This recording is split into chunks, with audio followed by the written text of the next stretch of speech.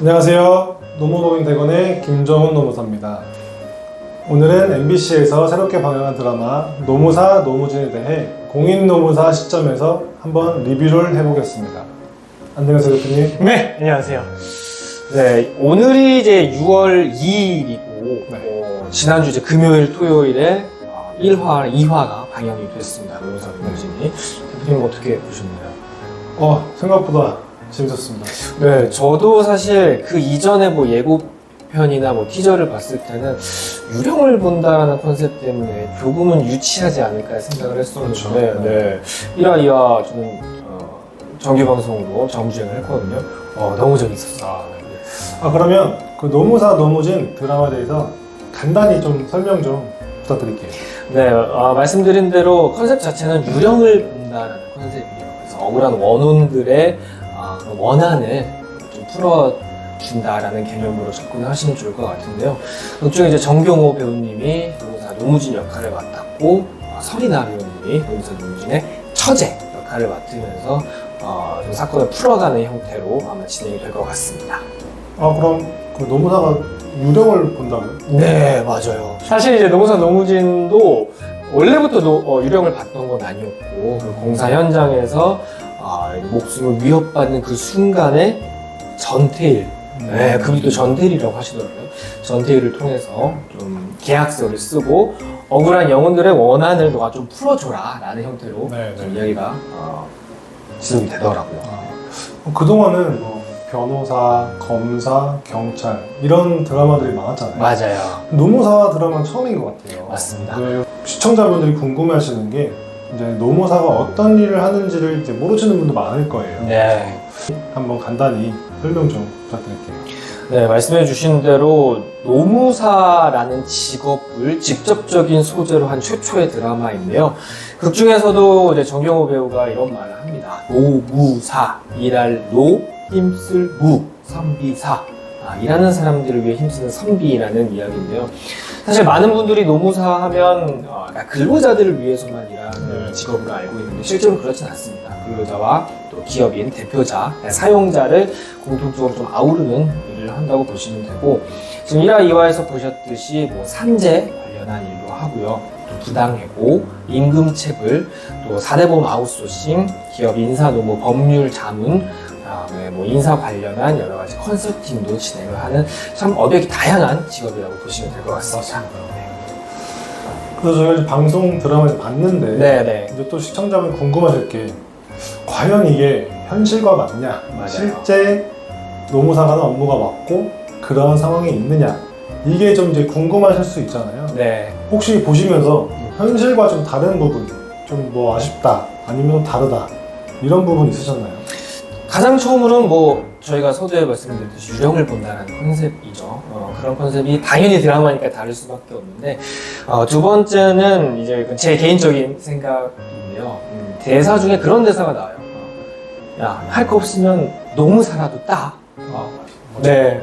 그러면서 이제 정경호가 1년 만에 합격하는 장면이 나오는데, 저는 한 3년 만에 합격을 했거든요.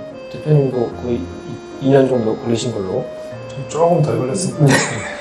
그런데 이제 이렇게 할 게 없어서 한다는 직업으로 비춰진다는 것이 살짝 좀 서운하긴 했어요. 네, 노무사가 아무리 그래도 자격증 시험 중에서도 나이가 좀 있고 공부를 해야 하는 기간이 좀 있어야 하는 직업인데 드라마상에서 좀 그렇게 표현된 게 살짝 아쉬웠다는 거 짚어드리고, 방송을 보시면은 공장이나 현장에 그 정경화 설이나가 무단으로 좀 침입해서 사진을 찍고 합의금을 받는 장면이 나옵니다.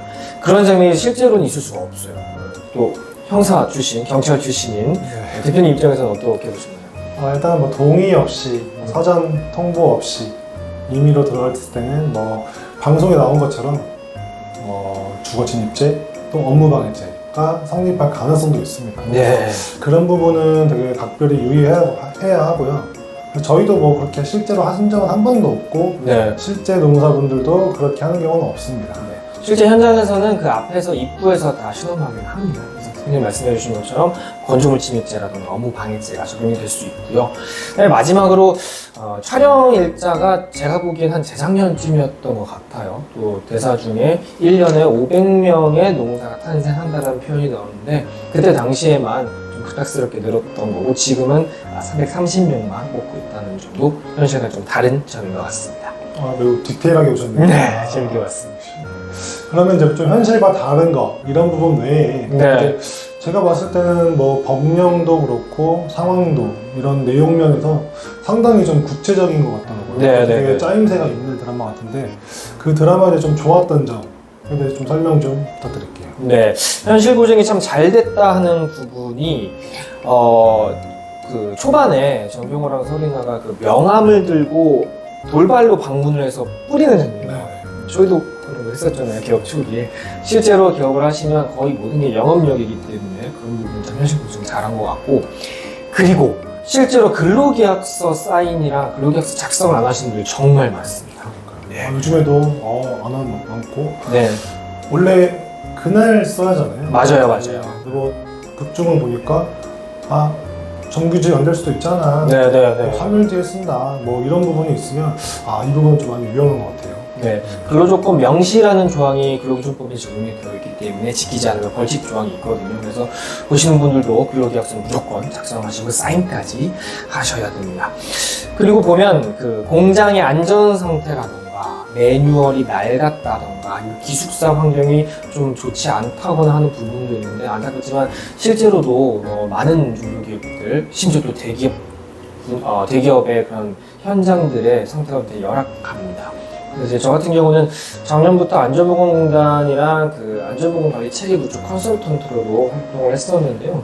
그래서 그중에서 노무진이 현장에서 이거 산업안전보건법 몇 조 위반, 벌칙 얼마, 뭐 벌금 얼마, 과태료 얼마 하는 부분은 정말 현실과 똑같습니다. 저 또한 작년부터 지금까지 현장에 가서 이 사업장이 안전보건관리 체계 구축상 중대재해처벌법과 또 산업안전보건법상 어떤 처벌을 받게 되는지를 명시를 하는 걸 하고 있거든요. 노무사가 그런 일도 한다는 거는 제대로 반영을 한 것 같습니다. 그래서 이제 이번 주에 이제 1, 2화였는데 금토죠. 네. 그래서 다음 주도 금토는 3, 4회인데 이제 1, 2화 때는 이제 사건이 전개가 돼야 되니까 많은 내용을 못 담은 것 같은데 아마 3회나 4회 때는 좀 많은 내용 담겨서 저희가 좀 드릴 말씀도 더 많을 수 있을 것 같습니다. 네, 제가 추측하건데 이게 10부작이잖아요. 그래서 2부작씩 끊어서 5개의 사건을 다룬 것 같아요. 그래서 1, 2화 때는 산재 쪽을 다뤘다면 3, 4화 때는 예고편을 보니까 또 대표님의 전문 분야인 직장인 괴롭힘이 나올 것 같아요. 그래서 다음 주 리뷰도 기대해 주시면 좋을 것 같습니다. 네. 다음 주 방송도 기대해 주시고요. 저희도 꼭 본방사수에서 관련 내용에 대해서 또 현실과 다른 점, 또 좋았던 점 이런 것들을 시청자분들에게 구체적으로 리뷰를 좀 해드리겠습니다. 네, 그럼 오늘 리뷰는 여기서 마치겠습니다. 다음 주에 만나요. 안녕!